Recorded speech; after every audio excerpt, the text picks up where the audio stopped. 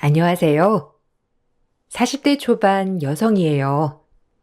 짧다면 짧고 길다면 긴 인생을 살았어요. 팔남매의 막내로 태어나서 언니 오빠들과는 나이 차이가 굉장히 많이 났고, 제가 태어나자마자 아빠가 돌아가셨죠. 아무 힘없는 엄마와 저는 다 큰 성인인 오빠, 언니들 집을 전전하며 그렇게 지냈어요. 20살이 되던 해 제 가정을 가지고 싶었고, 안정적인 삶을 살고 싶었어요. 그렇게 저를 못 살게 쫓아다닌 남편이 단지 술을 안 먹는다는 이유로 딱 그 모습 하나만 보고 결혼을 결심했습니다. 아빠가 술을 많이 드셔 간경화로 돌아가셨기 때문에 배우자 선택에 있어 1순위는 술 안 먹는 남자였거든요. 그렇게 남편을 만나 결혼을 했고, 남편네는 크게 한식집을 하였습니다. 그 주변 고시원도 있고 회사들도 굉장히 많았기 때문에 항상 문전성시를 이루는 식당이었어요. 식당이 잘 되다 보니 시댁에서는 아무것도 없는 저를 아들 하나인 남편에 비해 한참 모자란다고 생각하셨습니다. 아니, 상욱이도 제정신 아닌 거 아니야, 엄마? 아무리 그래도 그렇지. 형제만 줄줄인 집에 뭐 볼 게 있다고 장가를 간다는 거야? 내 말이 그 말이다. 눈이라도 달고 다닌다니 걔는. 진짜 아들 하나 키워봤자 다 소용없다더니 그 말이 아주 딱이다 정말. 이왕 이렇게 된 거, 이 집에 시집을 왔으면 우리 집이 어떤 집인지 아주 잘 알게 해줘야지. 안 그래 엄마? 가만 안 둘 거야 내가. 어떻게 꼬셨는지 아주 그걸 후회하게 만들겠어. 감히 아무것도 없는 게 남자 하나 잘 물어서 인생을 필려고 해?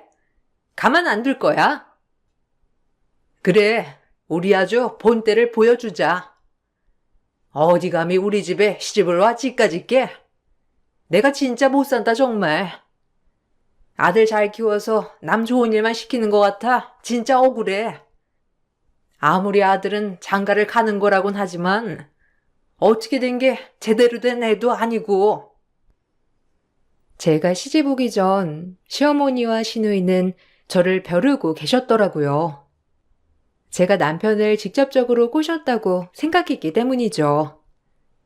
말도 안 되는 소리였지만 단 한 번도 가정의 안락함을 느끼지 못한 터라 빨리 결혼을 하고 싶은 마음이 굴뚝 같았어요. 제가 이런 마음을 먹게 된 이유 중 하나도 저희 언니들도 저에게 빨리 시집을 가라며 눈치를 주었기 때문이에요. 속상하게도 집이고 어디고 마음 붙일 곳이라고 전혀 없었어요. 그저 빨리 제 가정을 꾸려서 안락하게 사는 것만이 제가 유일하게 바라는 길이었죠. 네가 20살 됐으면 이제 알아서 앞가림은 해야지. 시집을 가든지 혼자 독립을 하든지 언제까지 엄마랑 둘이서 이 집 저 집 전전할 거야? 너 좋다는 남자 있을 때 얼른 시집 가. 우리처럼 이렇게 가정을 꾸리고 사는 게 여자 입장에서 얼마나 좋은 줄 아니? 엄마도 이제 나이 들어서 널 어떻게 책임지겠어. 너도 성인이 됐으면 이런저런 앞가림은 할 때잖니.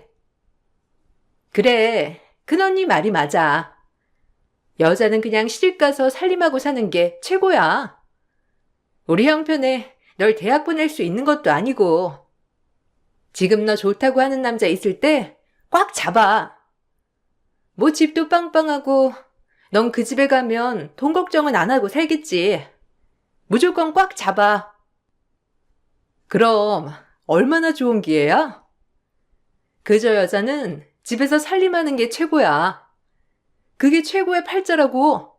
그러니까 이 기회에 잡아. 이렇게 친정에서도 제 결혼을 두 팔 벌려 환영했어요. 철없던 어린 나이, 제 삶의 안락함을 찾고자 결혼을 하였고, 그렇게 변하지 않을 것 같은 남편은 결혼을 하고 얼마 되지 않아 서서히 변해 가더라고요. 술을 한 잔도 안 먹었던 남편은 친구들을 만나고 다니면서 술을 한두 잔 하기 시작했고, 점점 저와의 약속을 어기는 날도 잦았어요. 그런 남편을 볼 때마다 속상했지만, 말하면 싸움뿐이 되지 않아 참는 날들이 더 많았어요. 그저 참기 힘든 날에는 한 번씩 속상한 마음을 비추곤 했지만요. 심지어 남편은 핸드폰을 숨기고 연락이 되지 않는 날도 많았는데, 의심이 가지 않는 것은 아니었지만 따져봤자 저만 손해였어요. 결혼 전에 그렇게 잘한다고 노래를 부르더니 결혼하고 나서는 완전히 딴판이네? 어떻게 그럴 수 있어? 나 완전 사기 결혼 당했잖아? 너도 어차피 내 배경 보고 결혼한 거 아니야? 집도 절도 없는 애 불쌍해서 걷어줬더니 고마워하지 못할 망정 웃기네. 뭐라고? 지금 말 다 했어? 집도 절도 없는 애? 당신도 날 그렇게 본 거야? 그래서 나 만만히 여긴 거고? 아, 그만하자. 네가 이렇게 바가지 긁을 줄 알았으면 너랑 결혼 안 했어. 말 잘 듣고 얌전할 줄 알았는데 나야말로 사기다. 너무한다 정말. 연락도 안 되고 누굴 만나고 다니는지 아주 뻔뻔해. 그렇게 뻔뻔하게 하면 오히려 마음이 편해? 이게 서방님한테 못하는 말이 없네. 집구석에서 매번 그딴 생각만 하냐? 너같이 취집한 것들이 그래서 문제야. 남편은 오히려 적반하장으로 나왔고, 그마저도 모자라 제 아픔까지 들춰냈어요. 참 슬펐지만 어리기도 했고, 그때 당시 어찌할 수 없더라고요. 갈 곳도 가진 것도 없는 애가 남편과 이혼을 한다는 건 꿈도 못 꿀 일이었거든요. 전 결혼을 하고 바로 시댁의 식당에서 일을 하기 시작했는데, 시어머니 호통 때문에 단 하루도 쉴 수 없었어요. 오히려 바쁘게 일을 하니 정신적으로 남편과의 힘든 점, 시댁의 구박은 버틸 수 있더라고요. 몸이 힘드니 그저 지쳐 잠드는 날들이 많았거든요. 그리고 나가서 일을 하고 보니 매번 집에만 있는 것보다 조금 숨 쉴 수 있는 통로가 되었던 것 같았고, 힘들지만 괜찮았어요. 밥값은 해야지.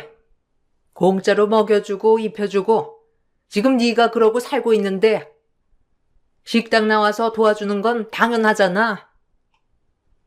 그래, 올케가 나와서 일하는 건 당연하지. 바쁘기도 엄청 바쁜 가게니까 아마 빡세게 일해야 할 거야. 꾀부렸다간 알아서 해. 결혼했으니까 내 가게라고 생각하면서 하란 말이야. 그래야 여기에서 밥이라도 얻어먹지. 일단 제가 할 줄 아는 건 많이 없지만 가르쳐 주세요. 어머님 마음에 들게 최대한 열심히 해볼게요. 그래도 어디 가서 일 못한다는 소리는 못 들어봤거든요. 아마 어머님이 한번 가르쳐 주시면 100은 아니더라도 90까지는 흉내낼 수 있을 거예요. 어이구, 이 일을 그렇게 만만히 보시겠다? 참나. 그래, 어디 한번 해봐라. 너 이 집에서 먹고 자고 옷 입고 하는 거 다 여기 임금에서 채할 거니까 그런 줄 알아. 세상에 공짜는 없는 거 알지? 며느리라고 봐줄 거라고 생각하면 아주 큰 오산이야. 이 집에서 그래도 어머님 마음에라도 들으면 참 좋겠다는 마음으로 열심히 일을 했어요. 월급은커녕 휴일 한번 제대로 가지지 못한 채 음식을 배우고 손님을 받고 서빙을 하는 날들이 이어졌죠. 그래도 나름 재미는 있었어요. 요리하는 것도 재미있었고 그 음식을 맛있게 먹어준 손님들을 보는 것도 참 좋았거든요. 그렇게 몇 년을 일을 하면서 괜찮다고 생각했던 거와는 다르게 제 몸은 점점 부스러지고 있더라고요. 한 번은 서빙을 하다 쓰러져서 병원에 실려간 적도 있었는데 아무래도 휴일이 없이 매번 나와서 일을 하다 보니 제 몸이 그렇게 축나는지도 몰랐던 거죠. 그렇게 점점 병들어가고 있었어요. 너무 무리를 해서 온 과로입니다. 수행 맞으시고 좀 쉬셔야 해요. 과로는 절대 하시면 안 되고요. 저혈압인데다가 네, 일단 오늘은 수액만 맞으면 되나요? 다른 약 처방이나 이런 건요? 제가 이렇게 쉴 형편이 안 돼서요. 본인 몸이 더 중요하지. 지금 계속 또 일을 하시겠다는 건가요? 앞으로 계속 이렇게 하시면 더 큰 병을 얻어요. 의사는 극구 말리더라고요. 하지만 쉴 수는 없었던 게 너무 바쁜 식당이었거든요. 제가 이렇게 쓰러졌는데도 불구하고 시댁은 제 몸 걱정을 하기는커녕 오히려 쓰러진 저를 탓하더라고요. 몇 년을 한 번도 안 쉬고 일한 저인데도 불구하고 이 기회에 시댁에서 절 어떻게 생각하는지 완전히 알게 되는 계기가 되었죠. 너무 속상하고 조금은 저를 아껴야겠다고 생각이 들었어요. 한 게 뭐가 있다고 픽픽 쓰러져? 가게에서 진짜 내가 놀라가지고 사람들이 뭐라고 생각하겠니? 몸이 좀 안 좋으면 말을 하면 되지. 미련하게 그게 뭐야 정말? 누가 너 안쓰러워한다고? 진짜 가지가지 한다. 너도 참 어쩜 이렇게 마음에 안 드니? 어머님, 너무하시는 거 아니에요? 그냥 몸 괜찮냐? 이 한마디가 그렇게 어려우세요? 다른 것도 아니고 일하다 쓰러진 건데. 어머, 옳게. 지금 눈 부라리고 우리 엄마한테 대드는 거야? 참나. 몇 년 뭐 일했다고 생색내는 거야 뭐야? 아주 웃겨. 최소한 사람이 쓰러졌는데 걱정도 안 하시잖아요. 너무 속상해서 그래요. 아무리 마음에 안 드셔도 지금 몇 년을 이렇게 일만 했는데 전 그냥 남보다도 못한 존재라는 걸 지금 확실히 깨달았네요. 정말 너무들 하세요. 어머님, 형님, 속상하네요. 제가 이렇게 형님과 어머님께 섭섭함을 표하자 남편 또한 저에게 한마디 하더군요. 남편은 정말 철저히 남의 편이었죠. 결혼 후 단 한 번도 제 편이 되어준 적은 없었지만 몸까지 아프고 나니 참 서럽고 그제야 결혼에 대해 회의가 들더라고요. 난 단지 안락한 가정을 원해서 결혼을 한 것뿐인데 이건 안락이 아니라 그저 날 업신여기는 사람들만 더 늘어난 꼴이구나 라고 말이에요. 하지만 이혼의 용기는 나지 않았는데 지금 이혼하면 난 뭘 하지? 이런 막연한 두려움 때문에 말이에요. 너 엄마한테 뭐라고 했어? 이게 진짜 분수도 모르고 어디서 엄마한테 대들어? 이제 우리 집이 만만해? 너 때문에 오늘 장사 얼마나 손해를 봤는데 죄송하다고 해도 모자를 파네? 지금 엄마랑 누나한테 네가 지금 눈 부라리고 대들 때야? 뭐라고? 넌 뭔데 나한테 큰 소리 치는데? 지금 내가 뭐 실수한 거 있어? 당신들 너무한다 정말. 내가 뭘 그렇게 잘못했다고 매번 내 잘못 내 잘못. 그래, 당신들끼리 알아서 잘해봐. 그냥 다른 가게에 가서 일하면 그만이야. 차라리 그러면 고정적으로 쉬기라도 하지. 어머머, 얘 말하는 것 좀 봐. 너 지금 누구 겁주니? 아주 이게 한번 쓰러지더니 머리가 다쳤나 막말을 하네 아주. 너 쫓겨나고 싶어? 지금 네가 이 집에서 쫓겨나면 갈 데는 있고 너희 엄마도 지금 네 형제들 집 전전하면서 살고 있다며? 그날 그렇게 사달이 나고 참 방에서 얼마나 울었는지 몰라요. 가족이 많으면 뭐하나 단 아무도 내 편이 없는 걸. 이런 생각에 눈물이 멈추질 않더군요. 그렇게 저 역시 퍼부은 그날이요. 그래도 그게 좀 먹혔는지 시어머니는 저를 주방과 홀이 아닌 계산대로 위치를 바꾸셨어요. 그나마 좀 육체적으로 덜 힘든 곳으로 말이죠. 웬일인가 싶었지만 역시나 그 이유는 가게에 일하시는 아주머니들을 보고 그랬던 거였더라고요. 가면을 쓰고선 인정사정 없는 사장의 모습을 보여주기 싫었던 것이죠. 같이 일하는 아주머니들이 그나마 지속적으로 저에게 친정 엄마처럼 따뜻하게 대해주셨기 때문에 버틴 것도 있었어요. 어머, 세댁, 괜찮아? 아유, 그러게 좀 쉬면서 해야지. 맨날 출근한다 했어, 진짜. 아무리 사장님이지만 진짜 독해. 어떻게 며느리도 딸인데 몸 한번 아껴줄 줄을 몰라? 시험시험 해. 누가 알아준다고 이렇게 열심히 해? 내가 딸 같아서 그래. 생각해 주셔서 감사해요. 그래도 아주머니들 때문에 일할 맛은 나는 것 같아요. 항상 이렇게 챙겨주니깐요. 우리야 세대가 안쓰러우니까 그렇지. 어린 나이에 여기에 들어와가지고 얼마나 힘들겠어. 안 그래? 힘들면 우리한테 털어놔. 남편이라고 맨날 가게는 안 보고 돌아다니는 꼴하고는 그런 아들 잡지 못하고 그저 며느리만 쥐잡듯 잡는다니까. 에휴. 식당 이모님들이 잘 챙겨준 덕분에 엄마의 사랑과 가족의 사랑을 모르는 저는 오히려 그런 것들이 참 감동으로 와닿더라고요. 그렇게 식당 계산대에서 계산을 하면서 오히려 조금 육체적인 노동을 좀 쉬면서 일을 하고 있을 때였어요. 시어머니는 일주일에 한 번 정도 농수산물 시장에 가는 날이기 때문에 가게를 비우시는 날이 있었는데 항상 채소나 물건들은 본인이 직접 보고 사셨거든요.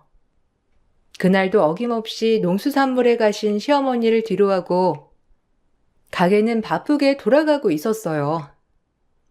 그러던 중 피죽도 못 먹을 것 같은 한 소녀가 들어와 밥을 시키더라고요. 아무렇지 않게 주문을 받고 서빙이 나갔는데 그 소녀는 밥을 받자마자 얼마나 굶었는지 허겁지겁 먹어 치우더라고요. 한눈에 봐도 가난한 고시 준비하는 학생 같았고 그래도 잘 먹는 모습을 보니 뿌듯하더라고요. 그러던 중 밥을 다 먹고 계산을 하려는데 학생이 주머니에서 동전 몇 개, 1,000원짜리 몇 개를 모아서 저에게 살포시 주더라고요. 저 돈이 이것밖에 없는데 오늘 아르바이트해서 돈을 받거든요. 죄송한데 제가 나머지 돈은 내일 가져다 드려도 될까요? 이 앞에 고시원에 살고 있어요. 혹시 못 믿으시겠다면 제 신분증도 드릴게요. 너무 배가 고파서 먼저 이런 실례를 저질렀네요. 어머, 아니에요. 이 돈 넣어두세요. 아유, 뭐 힘든 형편에 그럴 수도 있죠. 식사는 맛있게 하셨어요? 아까 급하게 드시던데.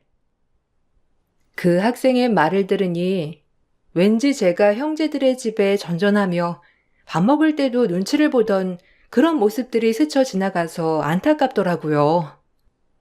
얼마나 배가 고팠을까, 얼마나 급했으면 이렇게 그랬을까라는 생각에 전 그 학생에게 얘기를 했어요. 매주 수요일에 오세요. 식사는 공짜로 드시고요. 뭐 많이 도움이 되는 건 아니겠지만 그래도 일주일에 한 번이라도 제대로 된 식사하시면서 공부도 열심히 하시고 나중에 공부 다 끝나면 그때 돈 벌어서 다 갚으시면 되죠. 안 그래요? 아니, 그래도 이걸 제가 받아도 될까요? 감사합니다. 정말 사실 제가 지금 이틀째 아무것도 못 먹었거든요. 에휴, 저런. 제가 매번은 못 드려도 수요일엔 마음껏 드릴 수 있고 싸드릴 수도 있으니까 꼭 수요일에 오셔야 해요.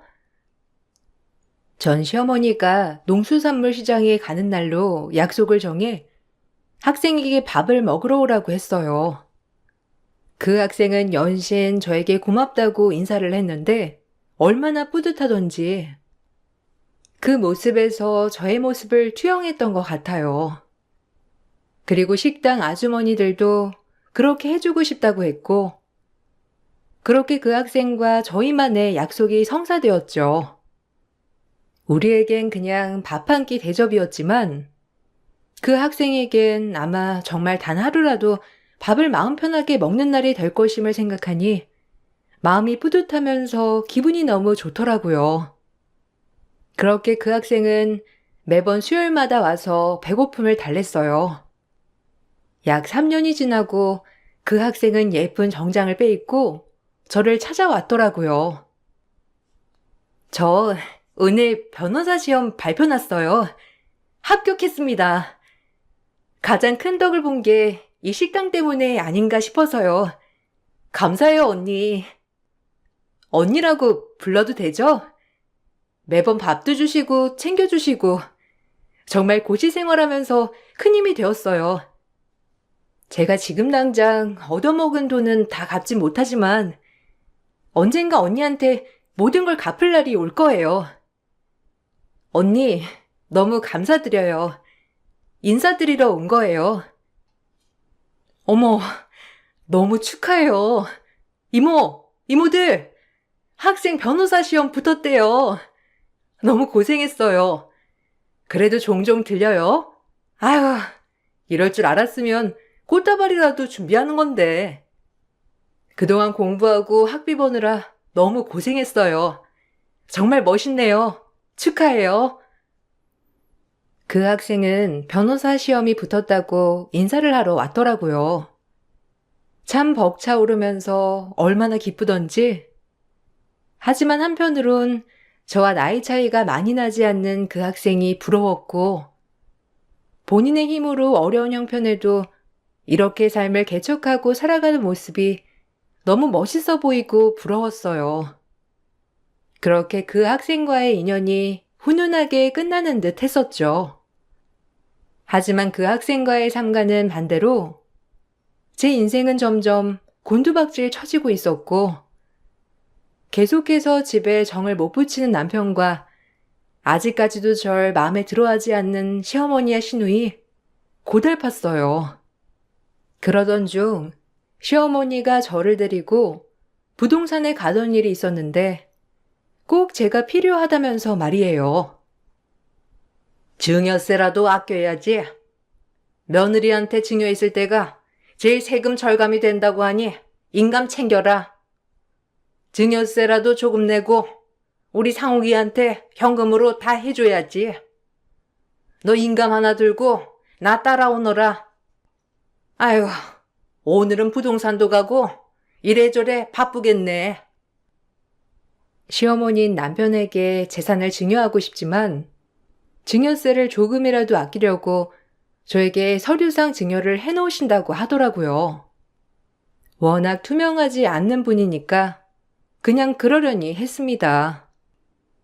그렇게 그날 시어머니와 부동산 일을 마치고 나서 전 또다시 가게로 일을 하게 되었죠. 이상하게 몸에 문제는 없었지만 오래도록 아이도 생기지 않았고 그저 하루하루 그냥 제 할 일을 하며 지내게 된 세월이었어요. 그렇게 결혼한 지도 어연 9년이나 되었고 이리저리 사랑받는 건 포기한 제가 그저 하루하루를 살아내고 있었답니다. 그러던 중 제 인생이 통째로 바뀌게 된 시간이 있었어요. 어느 날 가게 마감을 하는데 돈이 안 맞는 거였죠. 네가 캐셔 보는데 돈이 안 맞는 게 말이 되는 거니? 너 이런 식으로 매번 현금 삥땅 친 거 아니야?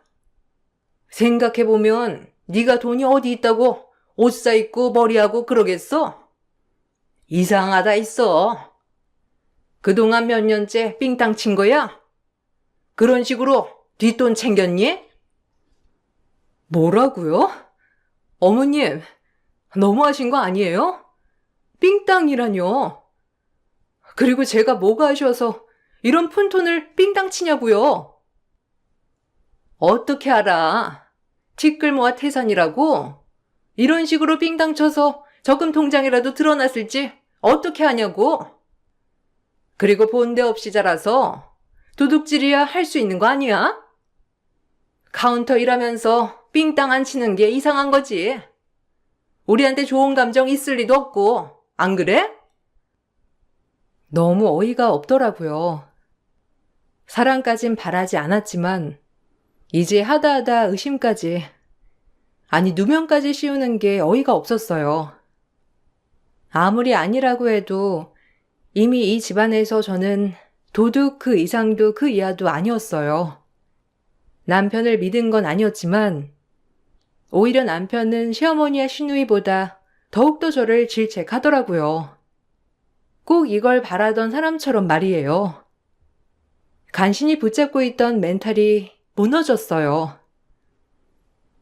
내가 돌았지. 이런 손버릇 나쁜 애랑 결혼을 한다고 했으니 엄마 말을 들었어야 했는데 너 몇 번째야? 은혜를 원수로 갚네.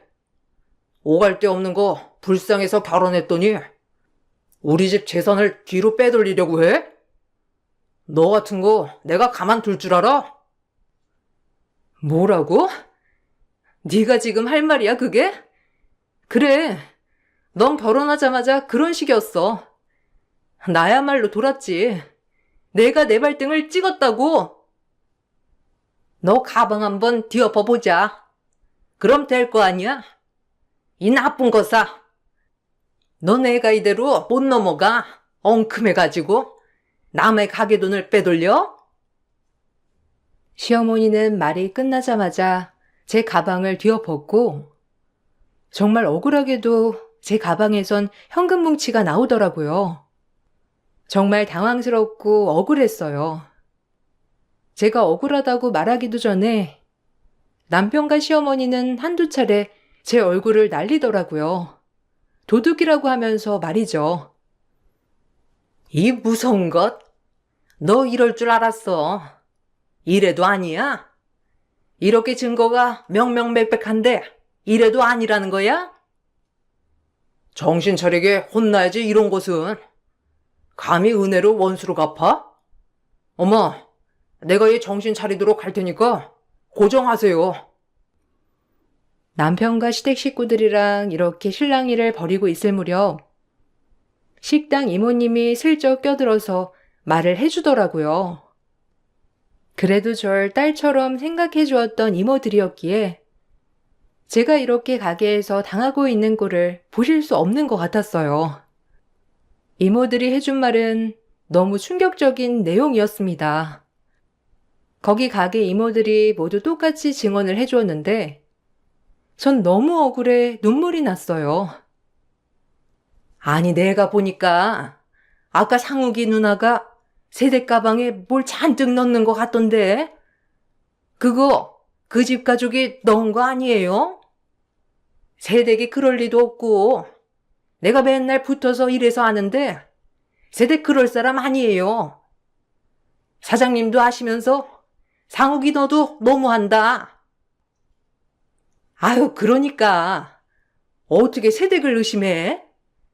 아무리 그래도 상욱이 너는 세댁 편을 들어줘야지. 참나. 오늘 나랑 하루 종일 붙어 있었어. 그런 적 없었어요. 그러니까 우리 세댁 좀 그만 잡아요. 응? 참 사람들이 어쩜 이렇게 약자를 괴롭혀 정말. 이모들이 뭘 알아요? 얘가 화장실 가는 척 하면서 삥땅 쳤을 수도 있지. 이런 건 조장이 잡아야 한다니까. 야, 너 이제 이혼 당할 줄 알아? 네가 슬쩍한 거 한두 푼 아닌 거 내가 다 아니까. 뭐 하나 이 집에서 건져나갈 생각하지 마. 알겠어? 이모들의 말에 눈물이 왈칵 났고 이혼 결심을 하게 되었어요. 9년이나 가족이라고 믿고 살았던 사람들이 날 이렇게 대하는데 정말 남이 날 더 생각해 주는구나 하고 말이에요. 그렇게 엉엉 울면서 전 가게를 뛰쳐나왔고 남편도 저에게 당장 이혼할 거니까 그런 줄 알라고 하면서 엄포를 놓았어요. 막상 가게에서 나오니 갈 데가 없더라고요. 그렇게 터벅터벅 길을 걷고 있을 때 우연히 그 학생을 만났는데 저에게 줄 것이 있다며 이 동네에 왔다고 하더라고요. 제가 무려 3년간 밥을 준 학생 말입니다. 반가움에 저에게 인사를 하는 학생을 보자마자 눈물이 왈칵 쏟아져 그동안에 있었던 모든 일을 얘기했어요.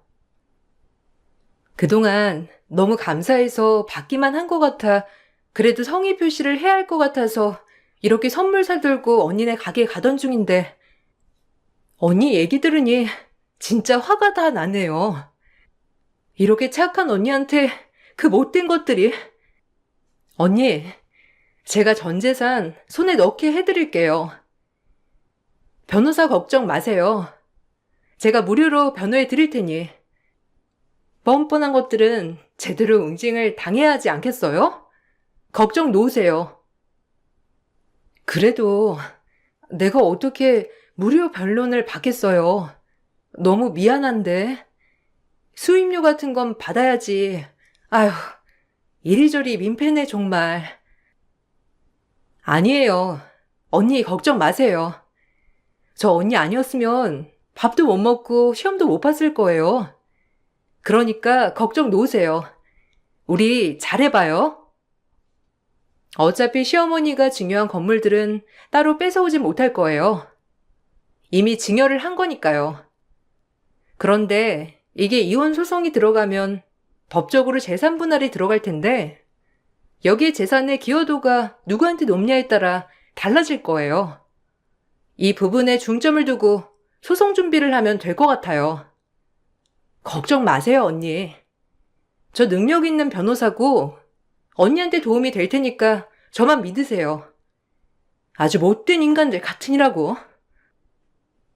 그렇게 전 그 학생네 집에 머물며 소송 준비를 했어요. 다행히 이모님들이 많은 증언을 해주신다고 하였고, 그리고 정말 고맙게도 한 이모님은 제 남편이 외도를 하고 있다고 하면서 가게에 데리고 온 여자와 가까운 모습들을 사진 찍어 저에게 전송해 주었죠. 시어머니는 이미 그 여자와 남편이 보통 사이가 아니란 걸 알고 있었던 모양인지 다 같이 깔깔거리는 모습도 있더라고요.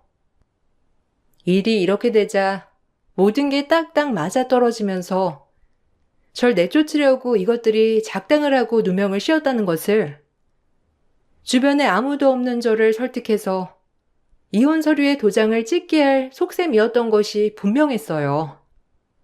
너무 어이가 없었고 그렇게 전 남편이 알지 못하게 소송 준비를 해 나가면서 모든 자료와 준비를 마친 뒤 남편에게 소송을 걸었어요. 제가 이혼 소송을 걸자 시댁은 난리가 났고요. 네가 감히 이혼 소송을 걸어? 당장 취하하고 가게 나와. 너 그 부동산 계약서에 사인이나 하고 이혼 서류에 사인이나 해. 이게 어디서 소송이야? 우리를 이길 수 있을 것 같니? 네가 이 집에 기여한 게 뭔데? 가뜩이나 없는 돈 날릴 생각 말고 당장 기어와. 노망나도 한참 노망났네. 지금 앞뒤가 분간이 안 되나 본데 아줌마가 나한테 증여해 준 거 내 거야. 그동안 나 부려먹은 위자료라 생각해. 이거랑 별개로 이혼 소송이랑 정신적 피해 보상 소송 걸었으니 그리 알아. 내가 이대로 물러날 줄 알았니? 김상욱 외도 자료까지 다 나한테 있으니까 법원에서 만나. 다신 얼굴 볼 일 없으니까 법원 말고는 알겠어요? 노망나서 머리가 어떻게 된 건지. 너 말 다 했어?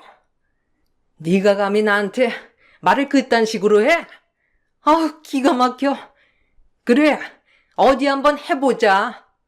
부동산은 내나 이거 사. 전 전화를 끊어버렸고 그렇게 법적 분쟁이 이어졌어요.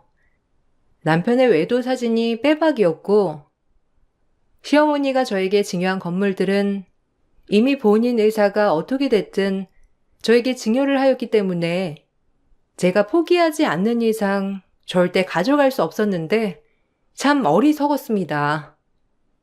그리고 그동안 제가 당해온 정신적 피해와 돈 한 푼 못 받고 수족처럼 일한 대가, 그리고 시댁의 언어 괴롭힘 등 말로 할 수 없는 그런 것들을 다 이모님들이 증언해 주었기에 법적으로 제가 유리했죠.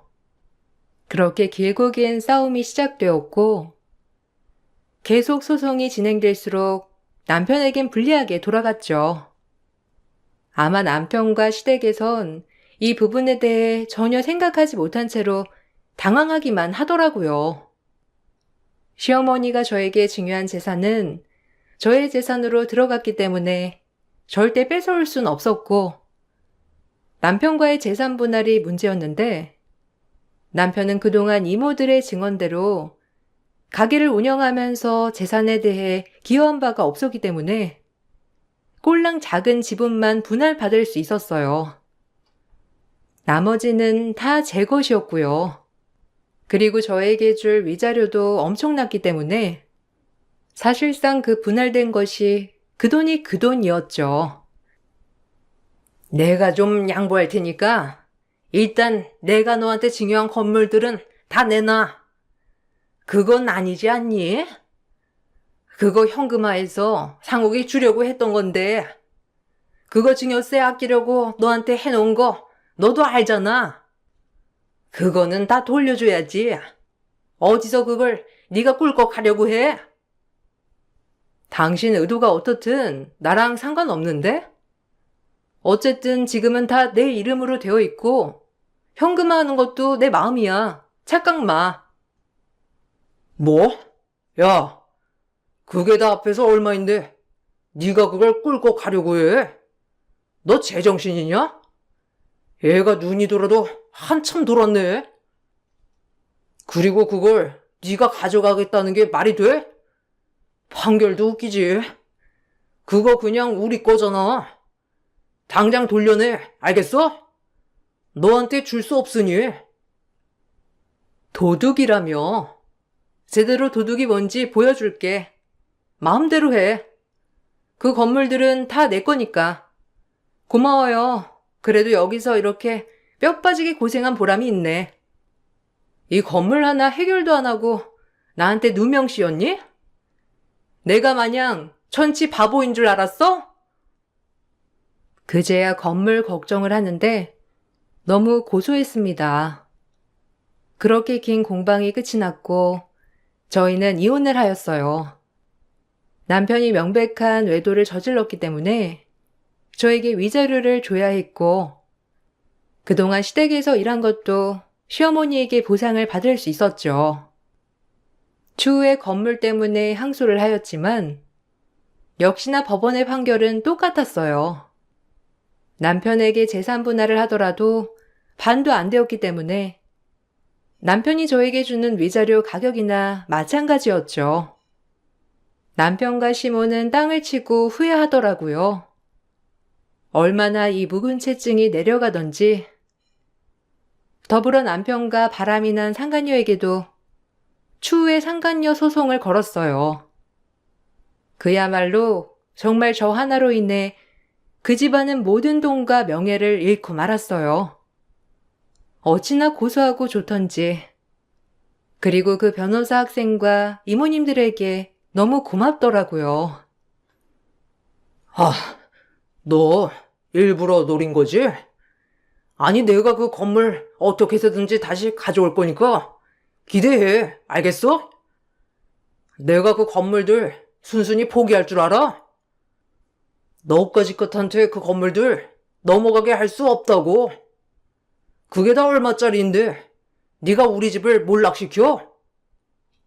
예, 지금 이럴 때니? 어쨌든 쟤 좀 달래서 건물들이라도 달래야지. 뭘 그렇게 욱해 욱하길? 제 성품이 모진 애가 아니니 좀 구슬려서 건물들 다시 찾아오자. 이러고 손 놓고 있을 수는 없지, 안 그래?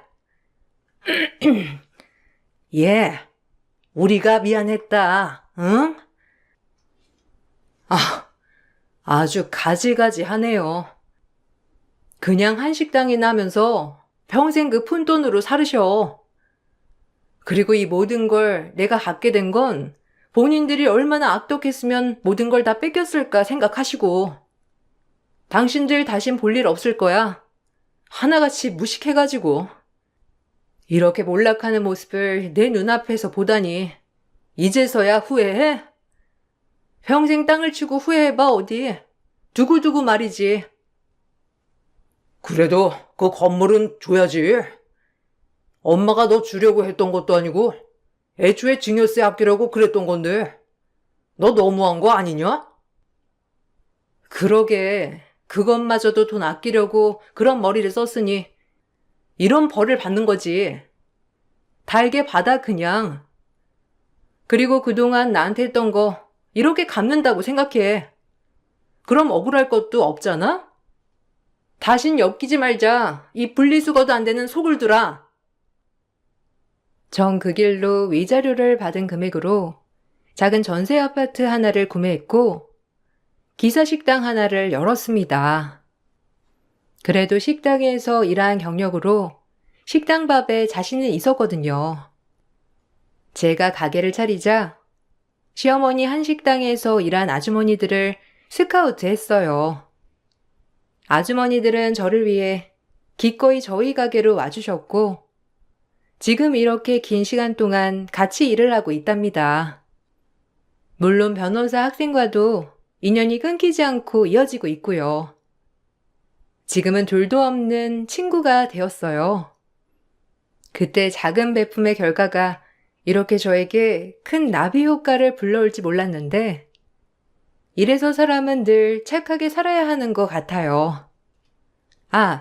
몇 년 전 좋은 남편을 만나 새 출발도 했어요. 이제서야 안락한 가정도 꾸렸고 가게도 하고 제 인생을 잘 개척해 나가고 있고요. 초년에 너무 힘들어서 정말 별의별 생각을 다 했지만 지금은 모든 걸 다 잊고 행복하게만 지내려고 생각하고 있어요. 주변에 좋은 사람들이 정말 넘쳐나거든요. 저 역시 주변 사람들에게 좋은 사람이 되려고 더욱더 노력하고 있답니다. 여러분들, 제 글을 읽어주셔서 너무 감사드려요. 글솜씨가 없어 걱정이 되지만 그래도 재미있게 들으셨길 바랄게요.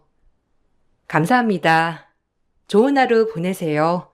안녕하세요. 저는 사랑하는 가족을 위해 열심히 살아가고 있는 40살 남자입니다. 오늘도 반복되는 하루 일과를 마치고 집으로 돌아오니 9살 된 아들과 아내가 저를 반겨주는데 저도 모르게 눈물이 흐르고 말았습니다.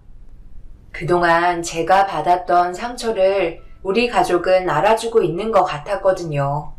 아내는 갑자기 눈물을 흘리고 있는 저를 보더니 많이 당황한 듯 보였지만 아내도 모든 걸 알고 있었기 때문에 아무 말 없이 안아주면서 그만 잊어버리라고 얘기했지만 워낙 정신적으로 큰 충격을 받은 상태라 쉽게 회복이 되지 않은 상태였어요. 저는 아내가 대단하다고 생각했어요. 저와 다른 아픔을 가지고 있으면서 표현하지 않고 괴로움을 참고 있었거든요. 저희가 정신적으로 고통받게 된 이유는 며칠 전에 저희 집에 찾아온 장모님 때문인데요. 아직까지 어떻게 해야 할지 결정을 내리지 못한 상태입니다. 그런데 그날 저녁 아내가 다른 분들의 의견을 들어보는 건 어떻겠냐며 이것을 알려줘서 도움을 받아보고자 사연을 신청하게 되었네요. 아내와 결혼한 지 벌써 10년이 되었는데요.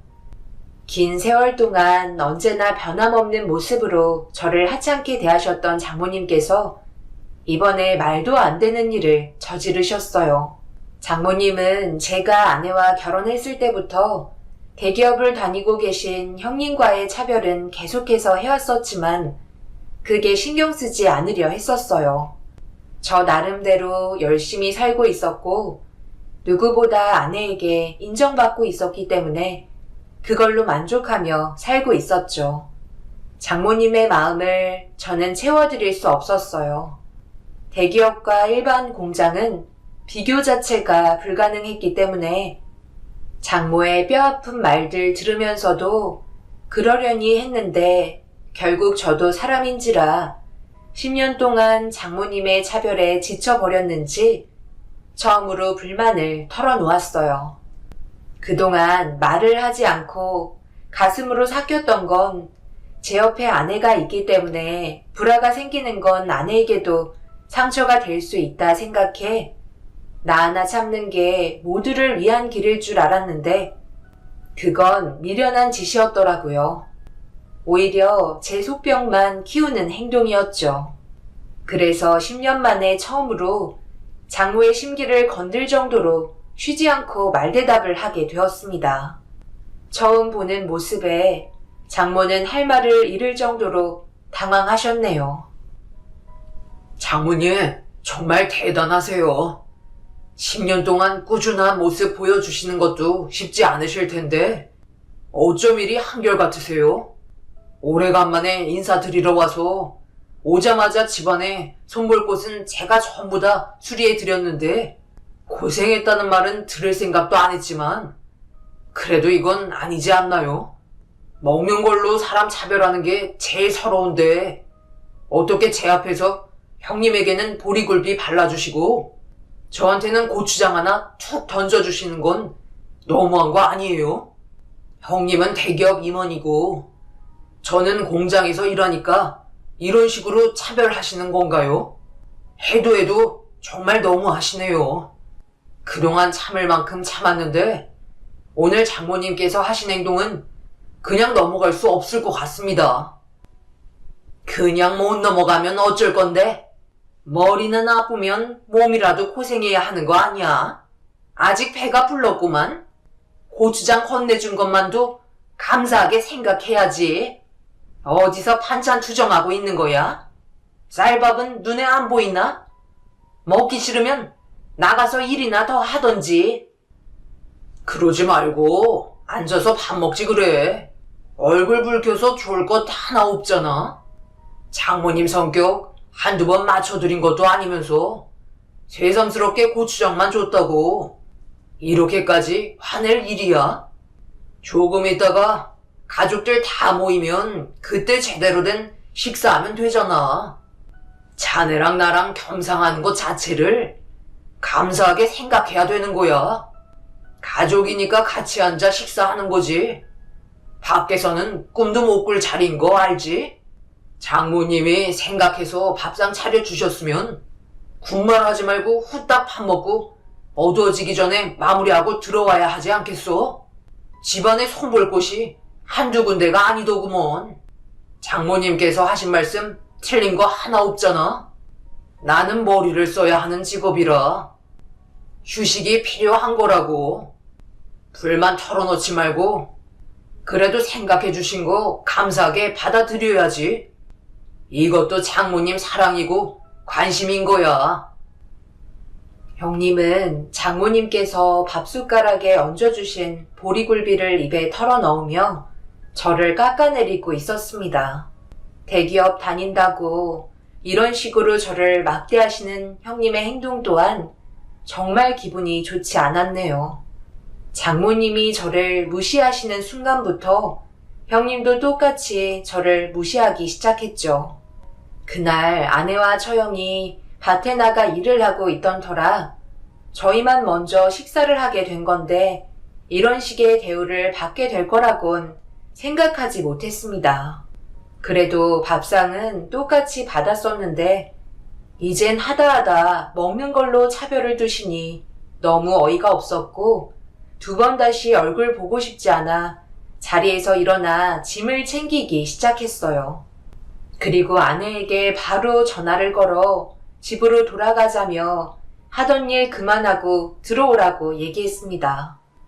아내는 영문도 모른 채 급하게 집으로 들어와 무슨 일 있었냐고 물어보길래 그날은 이성을 잃어버린 상태라 장모의 행동에 대해 설명을 했고, 듣고 있던 아내도 기분이 나빴는지 짐을 챙기기 시작했어요. 가긴 어딜 가? 할 일이 산더미인데 하던 일은 마무리 짓고 가든지 해야 할 거 아니야? 이런 식으로 나온다고 해서 달라지는 게 있을 것 같아? 오히려 더 악화만 되는 거라고. 고추장 하나 던져줬으면 감사하게 받아먹으면 아무 일도 없을 상황을 이런 식으로 끌고 가야 되겠어? 자네는 지금 잘한 행동이라고 생각하는 건가? 머리가 큰 모양이니 불만부터 터져 나오는 거지. 얘 혜영아, 너는 도대체 저놈이 뭐가 좋아서 결혼해서 사는 거야? 오늘 내가 큰 사이랑 얘기 좀 해봤는데 회사에 아직 결혼 못한 총각들이 많다던데 그 중에 하나 골라잡아 새 출발하면 안 되겠니? 네가 하도 같이 살겠다고 난리를 치는 바람에 어쩔 수 없이 결혼시켰다만 내가 평생을 두고두고 후회하고 있다니까. 사서 고생하고 있잖냐. 집안의 가장이 몸으로 고생하니까 이거 봐봐라. 너도 몸쓰는 일 하면서 먹고 살고 있잖아. 사람은 머리가 빨리빨리 돌아가야 하는 거야. 이혼하면 바로 선자리 잡아줄 수 있다니까. 여기까지만 하자. 저놈 얼굴 보는 것도 이젠 지긋지긋하고 네가 이렇게 살고 있는 거 더는 보고 싶지 않다. 엄마, 정말 너무해요. 결혼 허락하셨으면 그때부터 한 가족으로 받아준다는 건데 어떻게 10년 동안 엄마 사랑 받아보겠다고 불만 한번 털어놓지 않았던 이 사람에게 이렇게 큰 상처를 줄 수가 있어요? 엄마는 제 입장은 생각하지 않아요? 생각하니까 이런 식으로 행동하신 거지.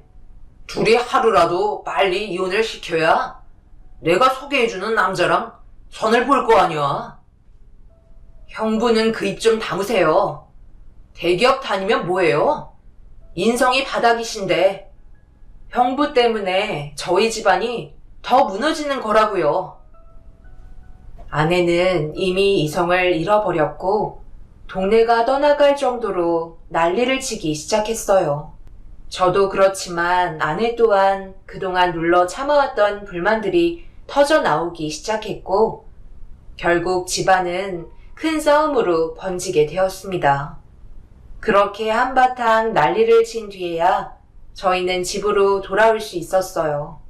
집으로 오는 동안 차 안에서 아내는 쉬지 않고 눈물을 흘렸습니다. 장모의 행동은 누가 봐도 잘못된 거였지만 형님 또한 사람이 되지 못했죠. 그날 이후 인연 끊기로 결정하게 되면서 두 번 다시 얼굴 볼 일 없길 바랬습니다. 10년의 시간 동안 장모님의 사랑 한번 받아보자고 정말 굳은 일 마다 않고 시키는 건 다 했었는데 정작 제가 받은 건 장모님의 따뜻한 말 한마디가 아닌 고추장 한 숟가락이었다는 게 너무 마음이 안 좋았어요.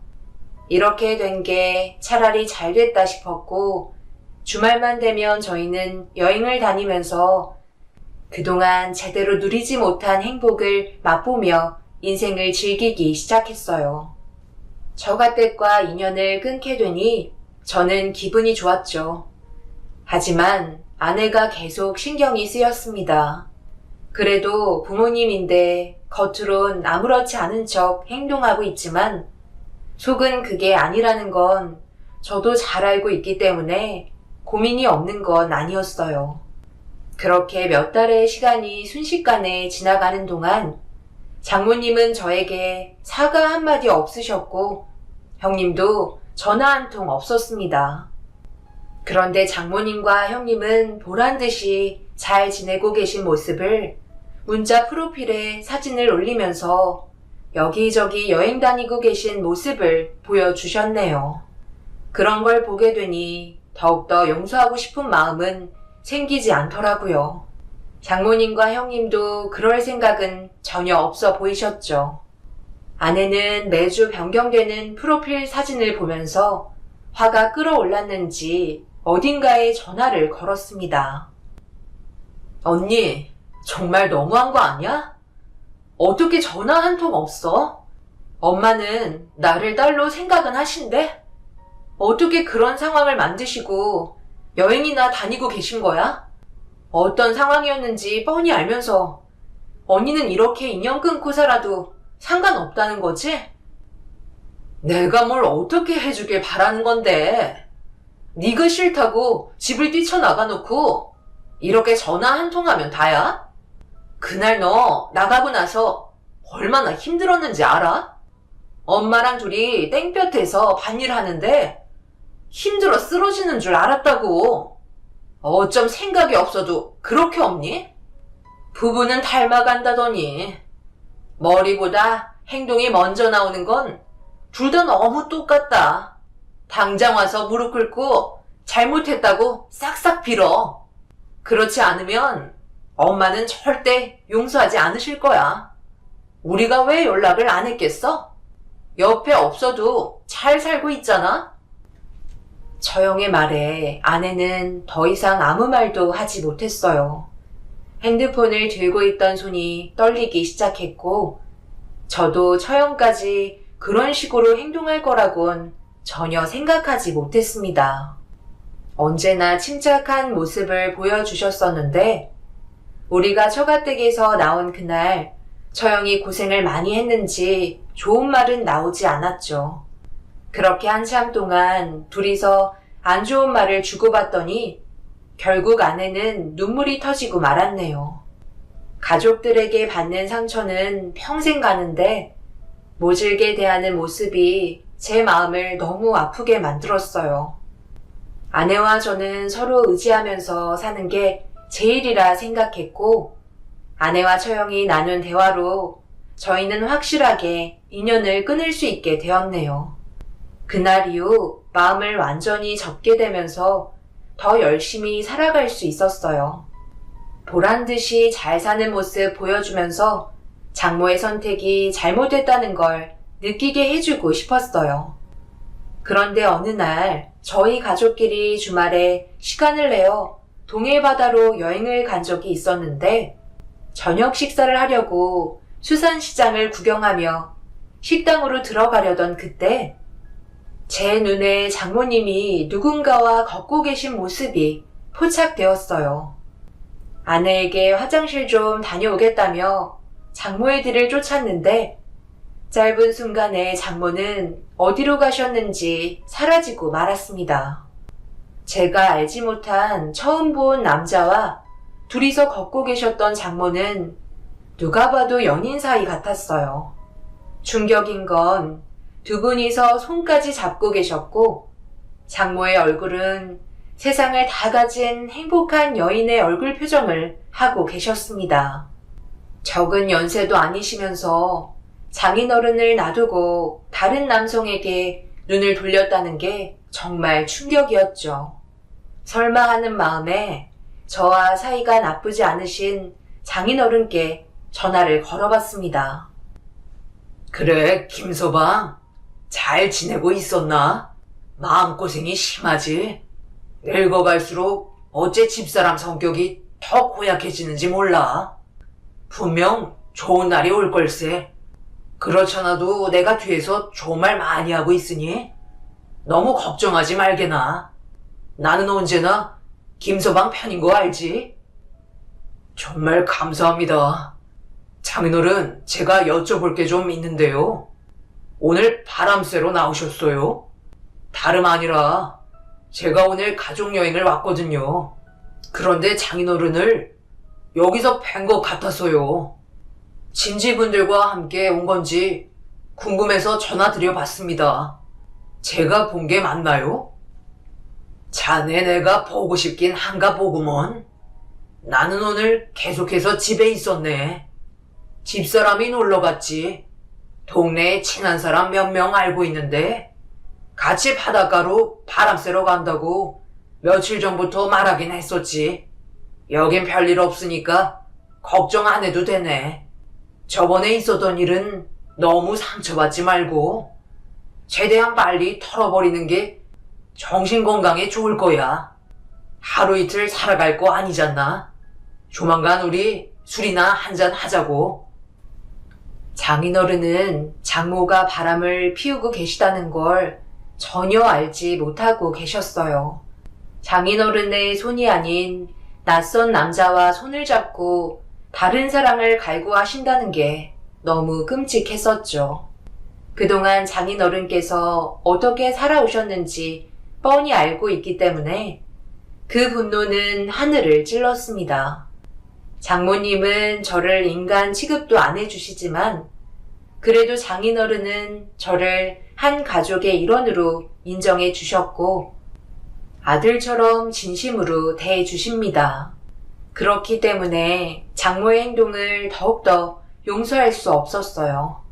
저희는 식사를 마치고 소화도 시킬 겸 수산시장 한 바퀴 돌면서 시간을 보내고 있는데 주변을 아무리 살펴봐도 더 이상 장모의 흔적은 찾아볼 수가 없었네요.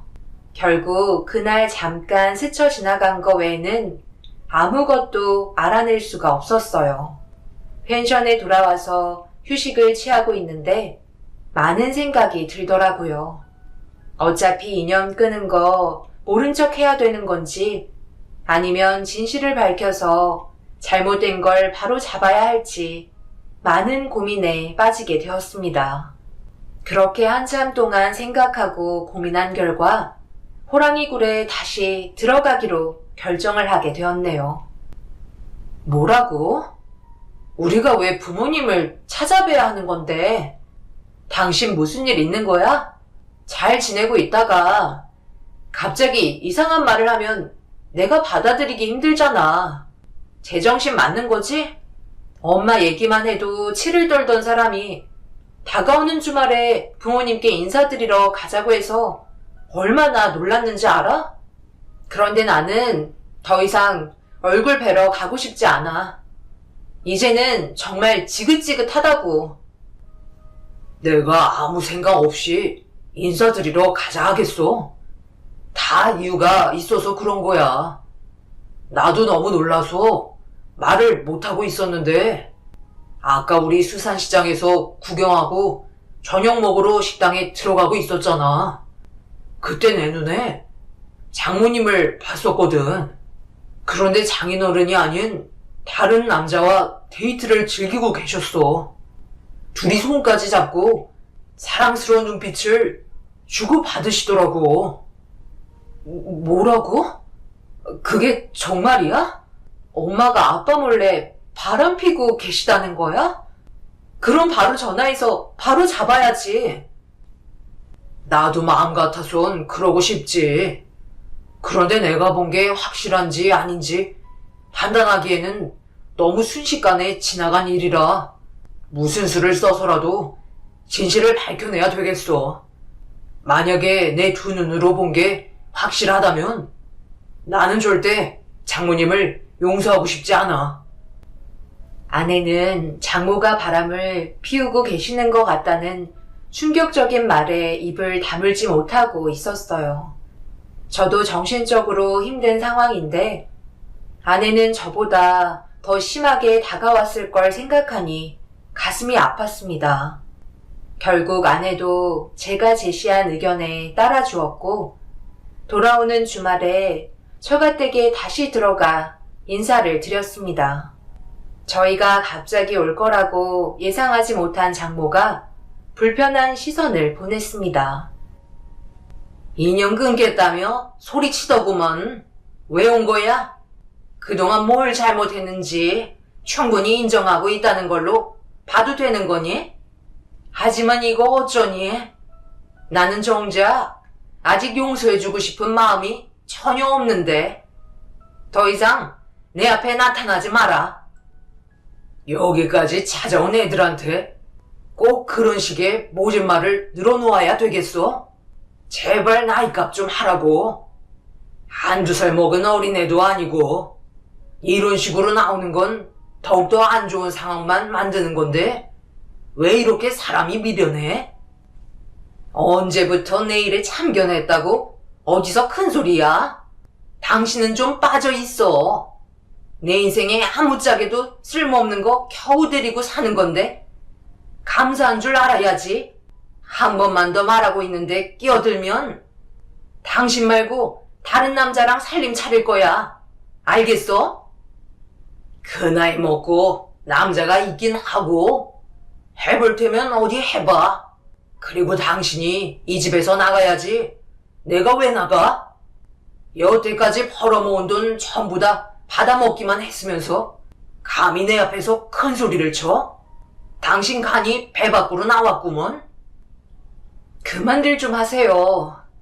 오늘은 저희가 잘못한 부분들도 있는 것 같아 죄송하다는 말씀 드리고 싶어서 온 거예요. 그러니 엄마도 화 좀 가라앉히셨으면 좋겠어요. 오래간만에 저희랑 좋은 데 가서 외식이나 하면서 안 좋았던 감정 풀었으면 좋겠어요. 아내는 험악해지는 분위기를 급하게 정리하고 있었고 장모는 외식하러 가자는 말에 어느 정도 기분을 가라앉히셨습니다. 저희가 먼저 고개를 숙이고 들어가니 장모는 자기가 한 행동이 잘한 거라는 착각을 하고 계셨어요. 저희가 다른 목적을 가지고 움직이는지 전혀 모르고 계셨죠. 그렇게 분위기 좋은 식당에서 장모의 긴장을 풀어드렸고 술 몇 잔 들어가다 보니 어느새 장모는 고삐 풀린 망아지 마냥 이성을 잃어버린 상태로 그동안 마음에 품고 계셨던 불만들을 털어놓기 시작하셨어요. 내가 자네를 왜 마음에 안 들어 하는 줄 아나? 제일 큰 영향을 준 건 능력이 부족해서야. 큰 사이는 대기업 임원이나 됐는데 자네는 고작 과장 자리에서 일하고 있잖아. 그러니까 내 딸이 나가서 고생을 해야 되는데 마음에 들겠어? 큰딸은 맨날 놀고 먹으면서 좋은 곳만 가는데 남자 하나 잘못 만나서는 매일 쉬지 않고 일만 하고 있잖아. 그러니 하나부터 열까지 마음에 들지 않는 거지. 엄마, 이 사람은 일하지 말라는 거 내가 좋아서 하는 거예요. 잘 알지도 못하시면서 그런 말을 하세요? 제발 안 좋은 쪽으로만 생각하지 마세요. 이 사람의 좋은 모습도 얼마나 많은데 꼭 그렇게 마음을 들쑤셔야 속이 편하세요? 이렇게 해서 엄마가 얻으시는 게 도대체 뭔데요? 결국 분위기 심각해지고 언성 높여 싸우면 인연 끊는 것밖엔 없다고요. 엄마는 저를 그렇게 생각하면서 딸의 마음에 상처를 남겨주고 싶은 거예요? 저는 이 사람과 함께 살아온 지 10년 됐고 엄마도 알고 지내신 지 10년이에요. 그럼 서로 많은 것들을 확인하고 어떤 성격인지 다 알고 있는데 안 좋은 마음 키워봤자 나중에 후회하는 일만 남게 되는 거라고요. 아내는 진심으로 장모님을 걱정하고 있었습니다. 함께 웃으면서 행복한 인생을 만들어 가고 싶은데 마음처럼 쉽게 되지 않는 그런 상황들을 답답해하고 있었어요. 그렇게 한참 동안 장모와 아내가 대화를 주고받고 있을 때 테이블에 올려져 있는 핸드폰이 눈에 들어왔고 장모님은 술이 좀 과하셨는지 화장실 좀 다녀오겠다며 자리에서 일어나셨습니다. 그리고 저는 장인어른과 이런저런 대화를 하고 있는 사이 아내가 장모님의 핸드폰을 자신의 가방에 넣었고 그렇게 한참 동안 시간을 보낸 뒤 만취가 된 장모님을 집에까지 바래다 드렸습니다. 장인어른은 너무 걱정하지 말라며 돌아오는 주말에 또 얼굴 보자고 제 어깨를 툭툭 치며 위로해 주셨습니다. 그렇게 저희는 집으로 돌아오자마자 장모님의 핸드폰을 서둘러 살펴보기 시작했어요. 워낙 성격이 급하신 분이라 핸드폰 비밀번호는 설정해 두지 않으셨는데 한참 동안 살펴봐도 딱히 발견될 만한 증거물은 찾지 못했고 제가 그때 수산시장에서 본 장모님의 모습은 다른 사람일지도 모른다고 생각하려던 그 순간 장모님의 핸드폰에 전화가 오기 시작했고 저희는 떨리는 손으로 전화를 받았습니다. 그런데 그 전화는 제가 허락을 해야 통화가 되는 수신자 부담 전화였어요. 알 수 없는 목소리로 장모님의 이름을 부르시길래 도대체 어떤 사람인지 알고 싶어 전화를 연결했습니다. 오늘따라 당신이 너무 그리워서 잠이 오질 않는데 우리 언제 다시 만날 수 있는 거야? 저녁에는 전화하지 말라고 얘기했지만 내 감정을 더 이상 숨기기 힘들 것 같아. 그래서 이 시간에 전화했는데 괜찮은 거지? 우리 다시 시작하면 되잖아. 어려운 것 하나 없어. 당신도 그 집에서 살고 있는 거 힘들다며. 그럼 나랑 남은 인생 행복하게 살면 되는 건데 무슨 고민이 더 필요해? 예전으로 다시 돌아가자고. 그때는 서로 어렵고 힘들었지만 지금은 전혀 그렇지 않잖아. 내가 뒤에서 다 해결해 줄 테니 더 이상 고민하지 말고 우리 집에 들어와서 함께 살아보자. 우리한테도 기회는 줘야 할 거 아니야. 언제까지 당신 아들 기다리게 만들 건데? 세월이 얼마나 많이 흘렀는데 그 시간 동안 당신 아들이 겪었던 아픔 그 누구도 알지 못해. 그러니까 당신이 옆에서 그동안 힘들었던 거 위로해 줬으면 좋겠어. 저번에 우리 바닷가에 여행 갔을 때 내 아들과 함께 시간 보내줬잖아. 그때가 너무 좋았는지 집에 와서도 엄마와 함께 할 수 있었던 그때의 시간을 지금까지 얘기하고 있는데 두 번의 아픔은 주지 않을 거지? 이제 그 집은 정리하고 우리에게도 기회를 줬으면 좋겠어. 당신 그때 우리 아들 버리고 그 사람한테 간 거 내가 능력이 부족해서였잖아. 나는 가난했었고 그 사람은 부자였으니까.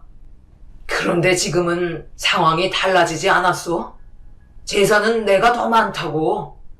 평생 누리면서 살게 해줄 테니까 내 아들 소원 하나 들어줬으면 좋겠네. 그게 내 평생 꿈이야. 통화가 시작되는 동시에 아내는 증거물을 남기기 위해 녹음을 하고 있었는데 말도 안 되는 장모의 과거에 저와 아내는 충격을 받고 말았어요. 그분은 마지막으로 약속 장소를 얘기하기 시작했고 아무 말이 없자 기다리겠다며 전화를 끊었습니다. 엄청난 진실이 드러나 버려서 저희는 아무 말도 하지 못하고 있었어요. 아내는 핸드폰을 다시 살펴보기 시작했고 최근 전화 목록을 다시 보니 전부 다 수신자 부담 전화 목록이었습니다. 저희는 콜센터 같은 전화번호인 줄 알았지 이런 식으로 흔적을 남기지 않기 위해 콜렉트 콜이라는 전화번호를 사용하고 계실 거라곤 전혀 생각하지 못하고 있었죠. 저희는 고민할 것도 없었어요. 장모님의 과거의 남자를 만나기 위해 약속 장소로 나갔는데 정말 전화로 말했던 장소와 위치에서 장모님을 기다리고 계셨습니다. 그리고 노인 옆에는 꽤 나이가 많아 보이는 또 다른 남자가 서 있었고 확실하게 알 수 있었어요. 제가 수산시장에서 봤던 건 바람 피우고 있던 남자가 장모님의 아들이었네요. 저희는 결국 그분들 앞에 다가갔어요. 그리고 대화를 이어나가기 시작했고 아내가 딸이라는 걸 알고 나서 잠깐 당황스러워했지만 아내가 장모님이 집에서 기다리고 계시다며 그 사람들을 처가댁으로 안내했어요. 그건 저와 상의하지 않았던 돌발 행동이었죠. 화가 많이 난 듯한 얼굴인 걸 알 수 있었지만 침착하게 아내의 행동을 지켜볼 수밖에 없었습니다. 너무 오랜 기간 장모님은 이 사실들을 숨겨왔었기 때문에 용서해드리기는 솔직히 너무 어려웠어요.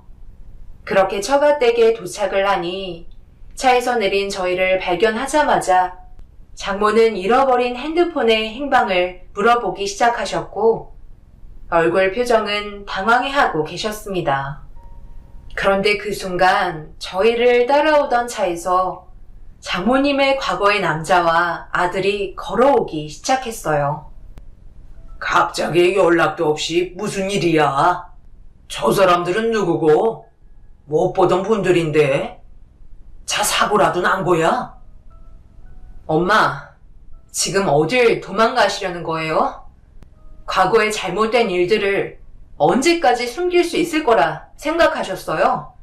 이분들, 엄마가 아빠 만나기 전에 먼저 가족을 꾸리며 살고 계셨던 분들이셨어요. 아빠가 재산이 많았다는 이유 하나로 본 남편을 버리고 아빠한테 간 거라고요. 애까지 가졌으면서 어떻게 그런 행동을 하실 수 있는 거죠? 이러면서 저희한테 막대하셨어요? 엄마는 어떻게 한평생 저희를 힘들게만 하시는 거예요? 아빠, 이게 어제 저분이 엄마한테 전화로 말씀하셨던 내용이에요. 말도 안 되는 사실에 충격을 많이 받으신 장인어른께서 비틀거리시더니 주저앉으셨어요. 그리고 그 사람들은 장모님과 함께 살고 싶다는 얘기를 아무렇지도 않게 꺼내기 시작했습니다. 결국 장모의 잘못된 선택들이 엄청난 결과를 가져오게 되었죠. 이런 사실에 분노하신 장인어른께서 장모의 뺨에 손을 올려 붙였고 결국 두 분은 이혼을 하게 되셨습니다. 저런 사람에게 그동안 갖은 수모를 다 당했던 걸 생각하니 저도 너무 화가 치밀어 올랐어요. 장모님은 장인어른께 용서를 구하지도 않으셨고 그 사람들과 살림을 차리게 되셨습니다. 그렇게 한참의 시간이 지나고 떵떵거리며 살아갈 줄 아셨던 장모님께서 얼마 전에 저희 집에 찾아오셨어요. 얼굴조차 뵙고 싶지 않았지만 이유를 들어보니 그 사람들은 하나부터 열까지 전부 다 거짓이었고 장모의 아들은 술과 노름 중독에 빠져있는 사람이었습니다. 과거의 남편분이 이런 현실들이 전부 장모님 때문에 벌어진 일이라고 생각했는지 분노한 마음에 계획한 거였고 남은 인생 자기들을 위해 일을 하면서 살아가길 바라고 있었습니다. 장모님은 결국 식당 주방에서 설거지를 하면서 살아가고 계셨지만 매일 눈물로 후회를 하고 계시다며 저희에게 용서를 빌었어요. 하지만 더 이상 아무것도 해드릴 수가 없었습니다.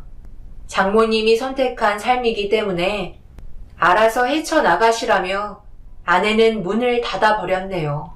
사람 인생 한 치 앞도 모른다고 정말 장모의 처참한 모습을 보게 되었습니다. 지금도 용서해달라며 다시 제자리로 돌아오고 싶어 하십니다.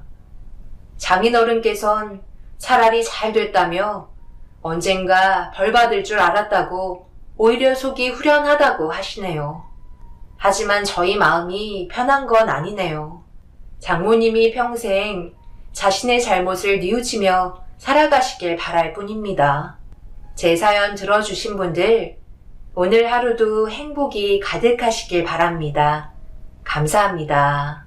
안녕하세요. 저는 하남에 살고 있는 30대 후반 여자입니다. 원수는 외나무 다리에서 만난다고 하죠. 이번에 친구와 식사를 하려고 식당에 들어갔다가 제 눈앞에 가정을 무너뜨린 상간녀를 마주하게 되면서 상상도 못한 일들을 경험하게 되었어요. 그리고 그날 상간녀의 최후를 눈앞에서 보게 되었죠.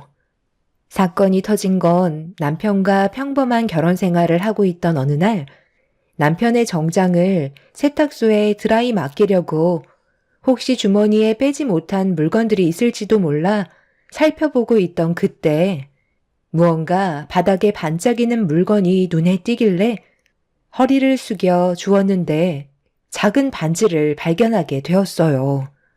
처음 보는 반지였는데 남편이 저에게 선물을 주려고 준비한 게 아니라는 걸 알 수 있었던 이유는 반지가 제 손가락에 맞지 않았어요. 왜 반지가 남편 옷방에서 나왔는지 확인해 보는 게 좋을 것 같아 거실에서 TV를 보고 있던 남편한테 다가가 물어보려고 옷방 문을 열고 거실로 나갔는데 좀 전까지만 해도 거실 소파에 앉아있던 남편이 TV만 틀어놓고 어디로 갔는지 보이지 않더라고요. 그런데 안방에서 무언가 잡음이 들리길래 별 생각 없이 방문을 열려고 손잡이를 잡던 그때 남편이 누군가와 통화하는 목소리가 귀에 들리게 되었는데 방문 손잡이를 잡고 있던 제 손이 점점 떨려오고 있었습니다. 그리고 남편의 충격적인 말들이 제 귀로 꽂히고 있었죠. 아무리 찾아봐도 없어. 당신이 말한 것도 다 뒤져봤는데 보이지가 않아. 그 사람이 만약에 반지를 찾았다면 분명 성격상 나한테 물어봤을 거야. 그럼 나는 그냥 주웠다고 대충 둘러댔을 텐데 보석함에도 없는 걸로 봐선 그 사람도 반지를 찾은 것 같진 않아. 나한테 없는 게 확실한 것 같아. 그러니까 잘 끼고 있었어야지. 손을 씻는다고 그 반지를 하필 정장 주머니에 넣으면 어떡해? 꽤 비싼 돈 주고 샀던 반지였는데. 뭐 어쩔 수 없지. 다시 하나 사줄게. 일단 그 사람 옷방에서 나올 것 같거든? 내가 여기에서 괜히 보석감 뒤지고 있는 거 들키기라도 하면 쓸데없는 오해를 받게 되니까 나중에 다시 연락하자. 나도 당연히 보고 싶지. 주말인데 나는 당신한테 가고 싶지 않겠어? 이따가 친구가 술 한잔 하고 싶어 해서 잠깐 나갔다 온다고 핑계 대면 되니까 조금만 기다려줘. 그래, 알았어. 최대한 빨리 가도록 할게. 나야 당연히 자기를 더 많이 사랑하지. 이따가 저녁에 만난 김에 커플 반지나 다시 보러 가면 되겠다. 결혼 8년 차였지만 남편의 이중 생활을 전혀 모르고 살아왔던 저는 너무 큰 배신감에 온몸이 굳어버렸고 그 자리에서 빨리 벗어나야 하는데 몸이 말을 듣지 않을 정도로 충격을 받았는지 결국 거실 방문을 열고 급하게 나오는 남편과 눈이 마주쳤습니다. 제 얼굴을 보자마자 못 볼 걸 본 사람처럼 경기를 일으키며 뒤로 나자빠졌고 남편과 마주하는 순간 제 눈에서는 눈물이 흐르고 말았어요. 제가 아무 말도 하지 않고 눈물을 흘리면서 뒤로 넘어진 남편을 노려보고 있자 천천히 몸을 일으켜 세운 뒤 난처한 얼굴로 저에게 다가오길래 반지를 쥐고 있던 손을 주먹을 쥐고 남편의 얼굴을 향해 올려버리고 말았습니다. 당신 갑자기 왜 그래? 무슨 일이 있는 거야? 예고도 없이 내 얼굴에 손을 대면 어떡해? 네가 다 나가는 줄 알았잖아. 여자가 무슨 손이 왜 이렇게 매워? 그래? 그럼 이 반지는 어떻게 설명할 건데? 당신이 좀 전에 통화했던 여자와 함께 맞췄던 커플 반지 어떻게 해명할 거냐고. 이거 찾겠다고 내 보석함까지 뒤져? 그리고 뭐라고? 나보다 그 여자를 더 사랑한다고? 언제부터였어? 그 여자랑 만나고 있던 게 언제부터였냐고. 서로 반지를 주고받을 정도로 아주 애틋한 사이였는데 내가 중간에 끼어 있어서 지금까지 어떻게 버티고 살았대? 엄청 이혼하고 싶었던 거 아니야? 이게 뭐라고 시간을 낭비하면서 이중생활을 했냐고. 내 8년의 시간 어떻게 책임질 거야? 그 여자 당장 내 눈앞에 데려다 놔. 왜 말을 못해? 당신이 계획했던 것과는 다른 전개로 흘러가서 당황했니? 그 반지는 말 그대로 커플 반지야. 그냥 연애만 하는 사이라고. 그 이상도 아니야. 당신과는 전혀 다른 존재의 여자라는 거야. 그냥 내 인생의 기분 전환용이라고 생각하면 된다고. 나는 가정을 깨고 싶은 마음이 없었고, 그냥 지금의 생활을 유지하면서 생활의 활력을 다른 곳에서 얻고 싶었을 뿐이야. 남자들은 원래 딴주머니 하나씩은 다 차고 있어. 그래야 결혼 생활을 유지할 수 있는 거라고. 사람이 살다 보면 가끔 일탈도 필요한 법이야. 세상이 정해놓은 규칙에 얽매여서 살아가는 삶이 얼마나 지루하고 재미없어. 어느 정도의 자극적인 요소는 분명 필요한 거고, 나는 그걸 실행에 옮겼을 뿐이야. 맨날 김치만 먹으면 얼마나 맛이 없어? 가끔 기분 전환 겸 외식도 하잖아. 그것처럼 나 또한 당신한테 얻지 못하는 걸 그 여자한테 채우고 있는 거야. 가정은 깨고 싶지 않고 새로운 연애는 하고 싶은데 어떡해? 그래서 8년의 결혼 생활 동안 단 한 번도 당신한테 걸리지 않았던 거야. 나는 원래 철저한 사람이거든. 그럼 나랑 결혼하고 그 여자랑 8년의 시간 동안 따로 연애하면서 만나고 있었던 거야? 5살 된 당신 아들 앞에서 부끄럽지도 않니? 정말 정신 나갔구나. 무슨 연애를 8년이나 만나? 그건 결혼 생활하는 거나 마찬가지잖아. 8년 동안 수도 없는 여자들과 만나왔었지. 어차피 이렇게 된 거 솔직하게 얘기하는 거야. 당신이랑 함께 살면서 지금까지 수십 명은 만난 것 같은데, 지금 만나고 있는 그 여자와는 꽤 잘 맞아서 제일 오래 만나긴 했네. 한 3년 정도 됐어.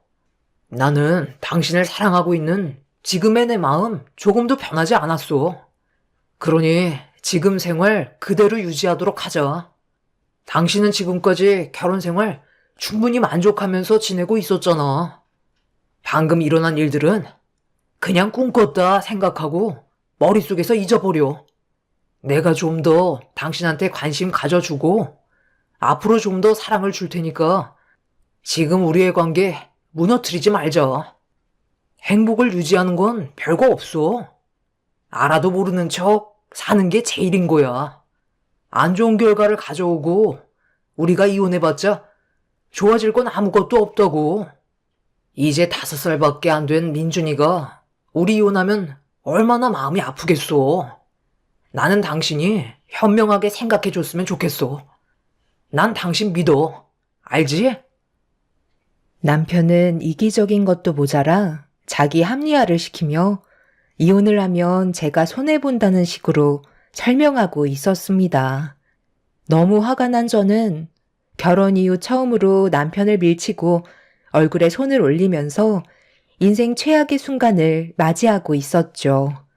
8년의 결혼 생활 동안 저희 부부는 남들과는 다르다고 생각했었어요.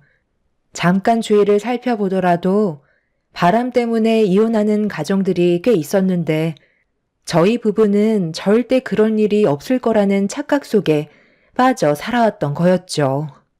그날 평생 동안 흘릴 눈물을 전부 다 쏟아내었고 남편은 그런 저를 보면서 지금의 가정을 깨서 아이한테 아픔을 주지 말라며 이런 와중에 상간녀와 만나기로 한 약속에 늦겠다며 준비를 하고 있었습니다.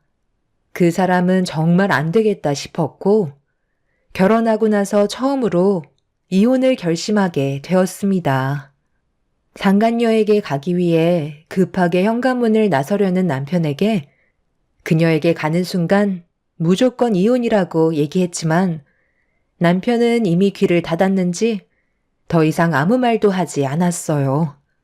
결국 이 문제로 저희 부부는 위기가 찾아오게 되었고 양가 집안에서는 남편의 충격적인 행동 때문에 휘청거릴 정도로 난리가 나고 말았습니다. 저희 부모님은 8년 동안 저를 속이고 상당히 많은 여자들을 만나왔었다는 거에 용서할 수 없다며 당장 법적인 소송에 들어가겠다고 엄청난 난리를 치셨어요. 그런데 반대로 시모가 저와 대화 좀 하자며 따로 부르셔서 만나게 됐는데 아들의 잘못된 행동에 대해 미안하다는 말을 꺼내시는 게 아닌 저를 설득시키려 하고 있었죠. 네가 이번 한 번만 넘어가주면 안 되겠니? 나도 이런 일이 있을 거라곤 상상도 못해서 지금 많이 당황스럽긴 하지만 그렇다고 둘이 이혼까지 하면 민준이는 어떻게 할 거니? 자식을 봐서라도 네가 이번만큼은 눈 딱 감고 넘어가주면 되는 거야. 어려운 거 하나 없다니까. 지금의 아픔은 시간이 다 해결해 줄 거다. 내가 그동안 말을 안 했었는데 너희 시아버지도 예전에 잠깐 눈을 돌린 적이 있었어. 그때 당시 나도 며느리 너처럼 정말 큰 상처를 받았었지. 그런데 눈앞에 아무것도 모르고 있는 내 자식들이 나를 보면서 해맑게 웃고 있더라고. 그런 애들한테 아빠 없는 자식을 만들어주고 싶지 않았다. 너희 시아버지도 그날 이후 다시는 바람을 피우지 않았고 시간이 지나다 보니 어느새 머릿속에서 희미해져 이제는 그때의 기억이 떠오르지도 않는다. 너도 마찬가지야. 시간이 지나다 보면 분명 지금의 상황은 기억 속에서 사라질 테고 그 사이 민준이는 안정적인 가정에서 잘 살아갈 수 있을 거다. 내 아들도 며느리 네가 아파하는 모습을 보고 많이 힘들어하고 있는 것 같다. 남자들은 원래 한 번씩은 바람을 경험하는 것 같더라고. 2번 다시는 이런 일 없게 할 테니까 너도 이제 그만 화 좀 가라앉히고 민준이 생각해서라도 마음 돌려주면 안 되겠니? 이런 사건이 터지기 전에 우리 정말 좋았잖아. 그렇게 해줄 수 있는 거지? 그러니까 어머님께서 하신 말씀이 남자들은 원래 바람을 피우기 때문에 그냥 그러려니 하고 넘어가면 된다는 거예요? 제가 상처를 받든 말든 그건 중요하지 않다는 건가요? 남자는 되고 왜 여자는 안 되죠? 제가 힘들어할 거라는 걸 알면서도 걸리기 전까지 계속해서 바람을 피웠다는 건 문제가 있는 거죠.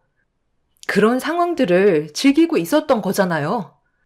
그리고 가정을 깨버린 아빠가 민준이한테 뭘 가르칠 게 있겠어요. 저는 이혼 진행할 거고 그 사람과는 그만 끝내도록 하겠습니다. 시모는 한 번만 다시 생각해달라며 애원하셨지만 저는 이미 마음을 굳힌 상태였어요.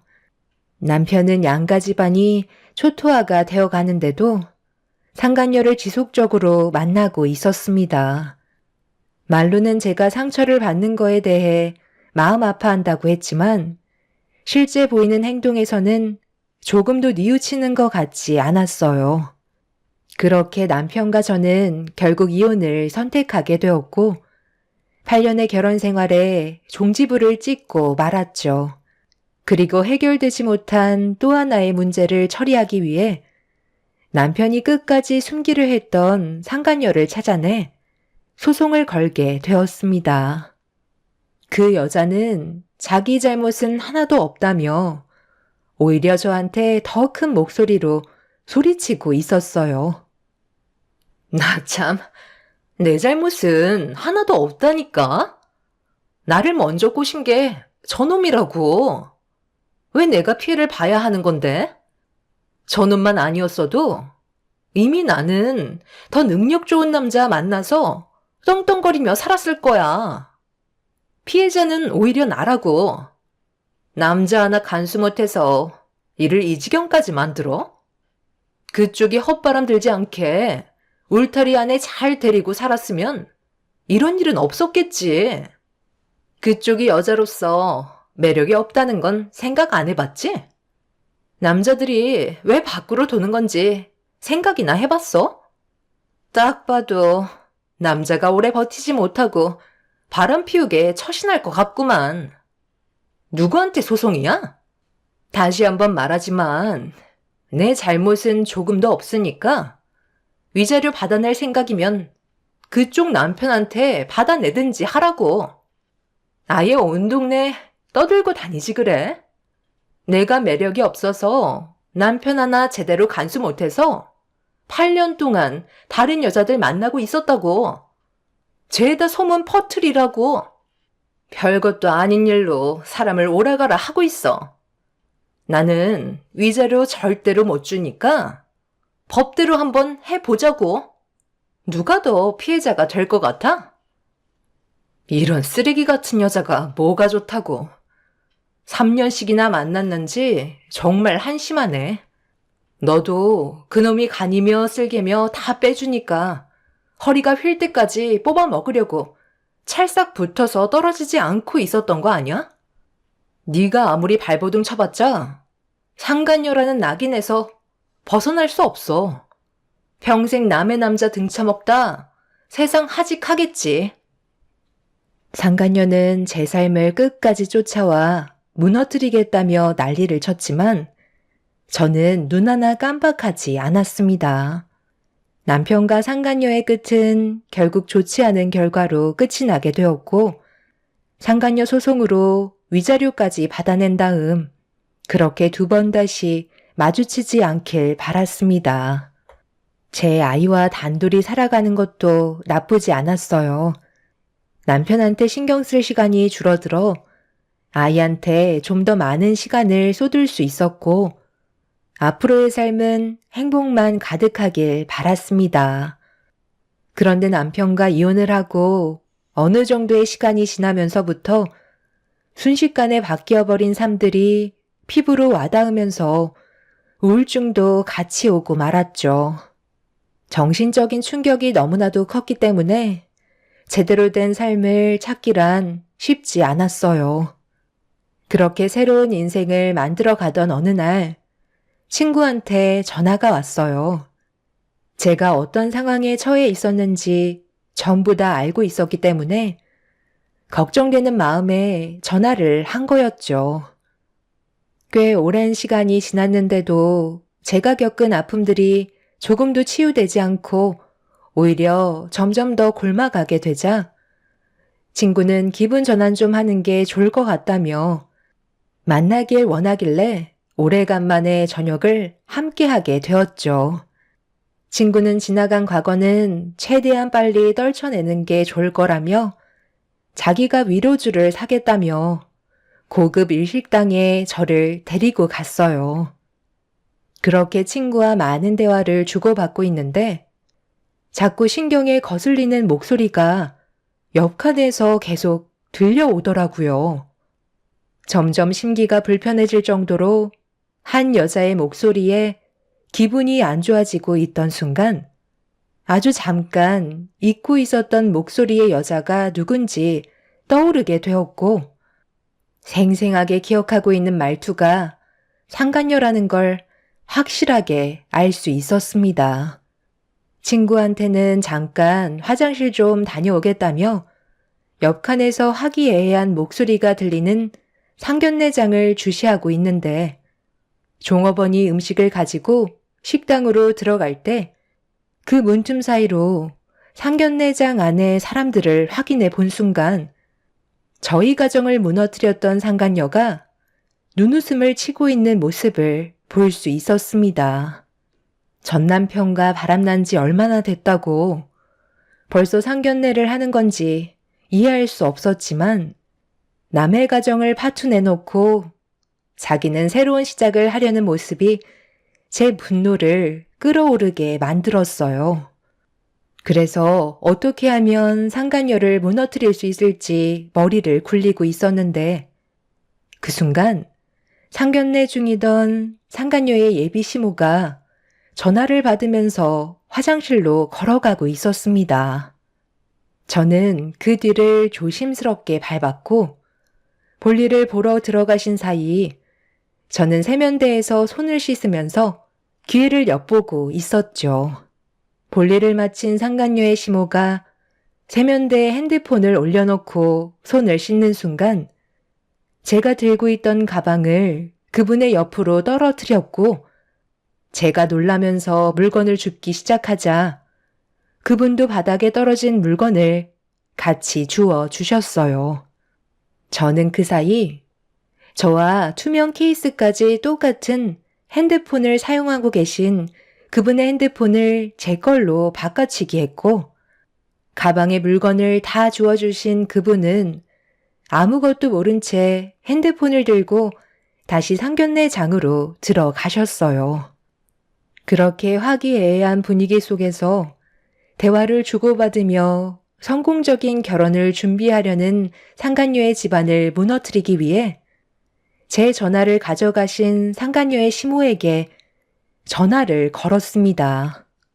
상견례장 안에서 제 전화를 조용하게 받으신 그분에게 그동안 제가 겪었던 일들에 대해 전부 설명하는 것보다는 핸드폰 속의 영상을 확인해 보시길 부탁했어요. 그분은 핸드폰이 바뀌었다는 걸 알아채셨는지 자리에서 벌떡 일어나 저에게 화를 내며 누구냐고 소리를 지르시길래 제 핸드폰에 들어있던 동영상을 확인해 보면 알 수 있을 거라며 그분이 제 말에 움직일 수 있도록 영상을 확인하시면 핸드폰을 돌려드리겠다고 유도를 하게 되었죠. 그리고 잠시 뒤 그분은 핸드폰의 영상을 그 자리에서 재생을 시켰고 충격적인 장면들을 확인했는지 정적이 흐르고 있었습니다. 너는 나랑 결혼할 생각 없다며. 그건 나도 마찬가지니까 서로 이득만 채워주면 되는 거잖아. 나는 너랑 연애를 하고 싶은 거지. 결혼은 하고 싶지 않아. 그건 나도 마찬가지야.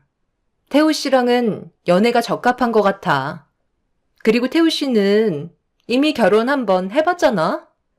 나는 결혼 안 한 사람이랑 만날 거야. 태우 씨 말고 다른 사람과도 만나고 있었는데 조만간 결혼 얘기가 나올 것 같아. 만약 결혼하게 되면 와줄 수 있는 거지? 그리고 우리 만남은 결혼 후에도 계속 이어질 수 있는 거잖아. 그런데 태우 씨 와이프가 우리 사이 알아버렸는데 이렇게 그냥 나와도 괜찮겠어? 엄청난 배신감을 느끼고 있었을 텐데. 어차피 내가 무슨 말을 해도 그 사람은 이해해주지 못할 게 뻔한데 굳이 힘들게 해명할 필요가 뭐가 있겠소. 어차피 물은 엎질러졌고 더 이상 돌이킬 수 없는 상황으로 가게 됐는데 그 사람이 이 반지 찾았더라. 앞으로 우리가 만나는데 조금 더 수월하겠다. 이제 눈치 볼 필요도 없잖아. 그런데 결혼하겠다는 그 사람 능력이 상당히 괜찮나 봐. 당신이 결혼하겠다는 결심까지 하는 걸 보면 돈이 많은 집안 같은데 당신은 평소에 그냥 편하게 만나는 걸 좋아하는 편이잖아. 어떤 집안이길래 결혼 얘기까지 발전한 거야? 부유한 집안들일수록 감시가 심해서 자유도 많이 뺏길 텐데 괜찮겠어? 여러모로 걱정되네. 놀라지 마. 판검사 집안이야.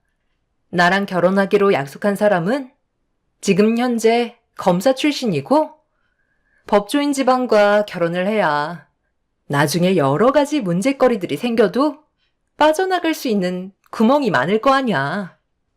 태우 씨도 문제가 생기면 나한테 말해. 내가 좋게 얘기해서 뒤에서 전부 다 처리해 줄 테니까. 내가 왜 결혼을 결심했겠어? 이번에 제대로 물은 만큼 절대 놓치고 싶지 않아. 그 집안들 공부만 해와서 그런지 여자를 너무 모르더라고. 내가 꼬리 한번 치면 그냥 나가 떨어진다니까. 상견례장에서 울려 퍼진 남편과 상간녀의 대화에 판검사 집안 식구들은 상당히 놀란 듯 목소리가 점점 커지고 있었습니다. 남편이 바람을 피웠다는 사실을 알게 된 이후 차에 있던 블랙박스에 혹시라도 증거물이 남아 있을까봐 확인을 해봤는데 하나도 지우지 않고 그대로 보존되어 있었더라고요. 그만큼 남편은 상간녀를 만나고 있던 거에 대해 떳떳하다고 생각했었는지 신경을 쓰고 있지 않았었죠. 상간녀의 시모는 제 핸드폰에 있던 영상 몇 개를 더 확인하게 되었고 잠시 뒤 상견례장 안에서는 엄청난 폭풍이 휘몰아치기 시작했어요. 판검사 집안 사람들은 상간녀의 대범한 행동들에 대해 절대로 용서할 수 없다며 분노했고, 상간녀는 이미 헤어진 상태라면서 지금은 다른 남자는 절대 만나지 않는다고 위기에 몰린 상황을 빠져나가려 애쓰고 있었습니다. 정말이에요. 믿어주세요. 지금 만나는 사람 단 한 명도 없어요. 과거는 누구나 다 있을 수 있는 거잖아요. 그냥 지나간 일들이니까 크게 신경 쓰지 않아도 되세요. 형욱 씨가 저 얼마나 좋아하는지 어머님도 잘 아시잖아요. 과거는 신경 쓰지 않는다고 했었다고요. 그러니까 이번 일은 그냥 덮어주세요. 지금 내가 두 눈으로 봐선 안 될 것들을 보고 들었는데 그냥 덮어달라고? 너 우리 집안이 그렇게 만만한 집안인 줄 알아?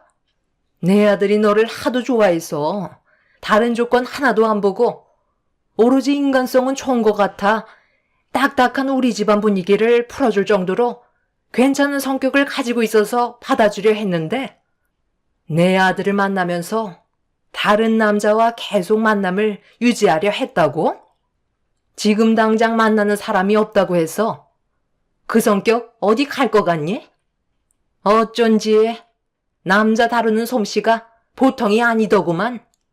그 많은 꼬리를 숨기려 해봤자 결국 도로 나오게 될 테고 우리 집안도 영상에 나오는 집안처럼 초토화가 됐겠지. 아들, 이건 명백히 사기 결혼이니까 이번 일을 쉽게 넘어가지 않았으면 좋겠다. 저런 여자들은 사회에 발도 못 붙이게 먼지처럼 사라져버리게 만들어야 한다고. 법조인을 상대로 지금 그런 추악한 짓을 저지르려 했다는 거야? 내가 아무리 여자를 모른다고 해도 그렇지. 나랑 결혼을 한 이후에도 다른 남자와 만남을 계획하고 있었던 게 말이 돼? 네가 이렇게까지 쓰레기인 줄 몰랐어. 어머니, 저 집안 사람들 더 이상 볼 필요 없으니 저희 이만 그만 나가시죠. 상견례장의 문을 여는 순간 문 앞에 서 있는 저와 눈이 마주친 판검사 집안의 시모는 영상 속의 피해자가 저라는 걸 바로 알아차렸고 그동안 정말 고생이 많았다면서 더 이상의 피해를 받지 않게 도와줘서 고맙다며 제 손을 잡아 주셨네요. 저는 그분께 핸드폰을 돌려드린 뒤 제 핸드폰도 돌려받았습니다. 뒤이어 저를 발견한 상간녀는 제가 이런 사태를 만들었다는 걸 알고 저에게 달려들려고 하는 순간 검사 집안의 어머니가 그 자리에서 상간녀의 얼굴에 뺨을 사정없이 올려 붙이셨네요. 더러운 게 어딜 달려드냐며 쉬지 않고 발길질을 하셨고 법으로 처벌 내릴 수 있는 것들은 전부 다 동원을 해서 막대한 피해를 받게 할 거라며 상간녀에게 큰 소리 친 뒤에 저를 데리고 밖으로 나가셨어요. 친구는 화장실을 가겠다고 했던 제가 상간녀에게 복수를 하는 모습을 보고 놀랐는지 저에게 달려와 상간녀 집안에게 또 다른 피해를 받게 될까봐 밖으로 나온 저보고 다른 곳으로 서둘러 장소를 옮기길 원하길래 친구의 뒤를 따라가려 하는데 판검사 집안의 어머니께서 저에게 명함 하나를 주시더니 상간녀에게 혹시 모를 피해를 받게 되기라도 한다면 전화 달라며 상간녀의 집안에 더 큰 피해를 주겠다고 저에게 도움을 주려 하셨어요. 판검사 집안 식구들은 저에게 몇 번이나 감사하다며 한 집안의 인생을 살렸다고 고개를 숙였고 그날 이후 상간녀 집안은 법조인 집안과 결혼을 하려다가 사기죄로 또 다른 피해에 대한 대가를 치러야만 했습니다. 저에게 조금이라도 피해를 주게 된다면 앞으로의 인생 더욱더 힘들어질 거라고 확실하게 못을 받게 되자 저에게는 아예 접근조차 하지 못하고 있는 상태입니다. 그때의 일로 인해 과거에 받았던 상처가 조금이라도 씻어내려가면서 지금 현재 저는 우울증에서 어느 정도 벗어난 상태입니다. 아무 죄책감 없이 남의 가정을 파기한 상간녀가 앞으로의 삶이 순탄하게 흘러가지 않았으면 좋겠어요. 그리고 최근에 전 남편의 소식을 듣게 됐는데 다른 집안의 여자를 건드렸다가 그 집안 남편한테 걸려서 도망치다가 교통사고가 나면서 한쪽 다리를 잃게 됐다는 말을 듣게 되었어요. 결국 자신의 잘못된 행동을 인지하지 못한 채 살고 싶은 대로 막 살다가 그 끝은 비참한 결과를 맞이하게 되었죠. 두 사람의 불행이 저에게 행복을 가져오게 될 줄 몰랐는데 지금은 웃으면서 생활할 수 있을 정도로 몸 상태가 많이 좋아졌어요. 앞으로 저희 가족이 불행이 아닌 행복만 가득했으면 좋겠습니다. 여러분들의 가정에도 언제나 축복이 함께 하시길 바라며 제 사연을 마치겠습니다. 감사합니다.